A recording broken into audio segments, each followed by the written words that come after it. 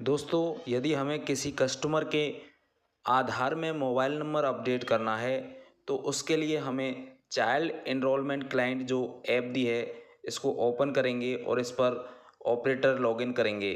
तो चलिए शुरू करते हैं। इसको ओके किया। ओके करने के बाद में हमने आपको लॉगिन करना पहले ही बता दिया है किस तरह से आप चाइल्ड एनरोलमेंट क्लाइंट में लॉगिन कर सकते हैं। तो चलिए लॉगिन कर लेते हैं।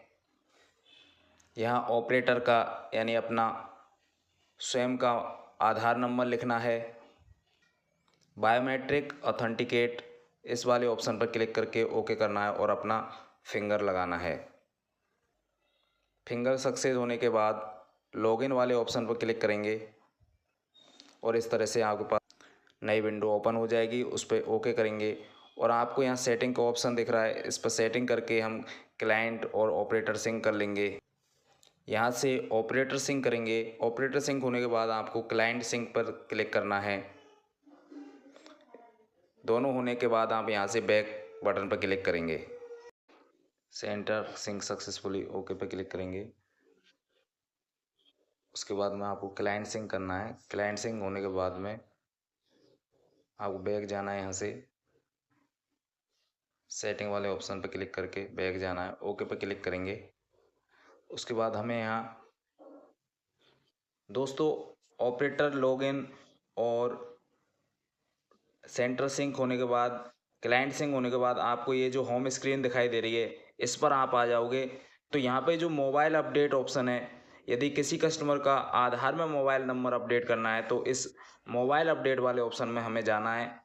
तो चलिए शुरू करते हैं। मोबाइल अपडेट इस ऑप्शन पर क्लिक करेंगे। आपके पास यहाँ पे कैप्चा दिखाई देगा, उसको आपको यहाँ फिल करना है। कैप्चा और नया कस्टमर का जो नंबर आधार में ऐड करना है उसको यहाँ लिख के जनरेट ओटी पर क्लिक करेंगे।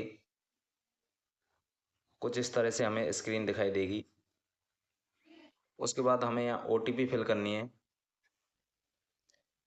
यहाँ ओटीपी लिखने के बाद आप कस्टमर का ईमेल आईडी भी यदि अपडेट करना चाहते हैं तो वह भी आप यहाँ लिख सकते हैं। तो चलिए हम ईमेल आईडी भी लिख देते हैं।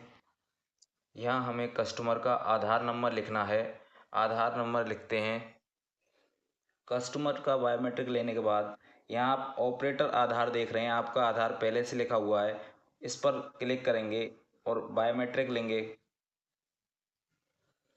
कस्टमर और ऑपरेटर का बायोमेट्रिक कंप्लीट होने के बाद में आपको यहाँ जो रेसिडेंट डिक्लेरेशन वाला ऑप्शन दिखाई दे रहा है, रेसिडेंट डिक्लेयर, इस पर क्लिक करेंगे। रेसिडेंट डिस्क्लोजर वाले ऑप्शन पर आपको क्लिक करके अपडेट मोबाइल नंबर जो ऑप्शन नीचे दिखाई दे रहा है इस पर क्लिक करेंगे और ओके पे क्लिक करेंगे।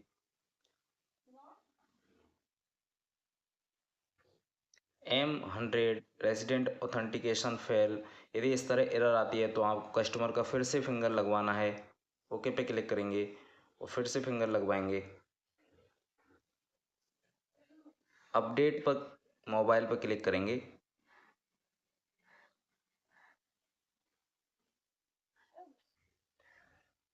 इस तरह से इनवैलिड मोबाइल वेरिफिकेशन कोड आ रहा है, ओके पे क्लिक करेंगे।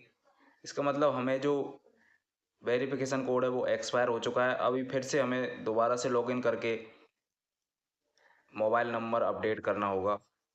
चलिए शुरू कर से दोस्तों, फिर से लॉगिन करने के बाद आप जो नया ओटीपी आया उसको आप यहाँ फिल करके आप बायोमेट्रिक लेंगे कस्टमर का।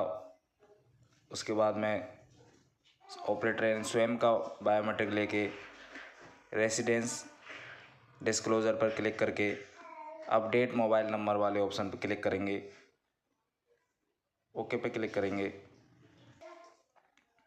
आधार मोबाइल नंबर जो है अपडेट सक्सेसफुली हो चुका है। इस तरह से आपके पास ईआईडी नंबर जनरेट हो जाएगा। Thanks for watching. Like, comment, share and subscribe the channel. दोस्तों ध्यान रहे, आपने जो मोबाइल नंबर अपडेट किया है उसकी एंट्री आपको माइक्रो एटीएम में आधार मोबाइल अपडेट वाले ऑप्शन में जाके ज़रूर करनी है, जिससे कि आपका बीओ और अकाउंट ऑफिस का बैलेंस बना रहे। तो चलिए उसको भी देख लेते हैं कि कौन सी जगह पे हमें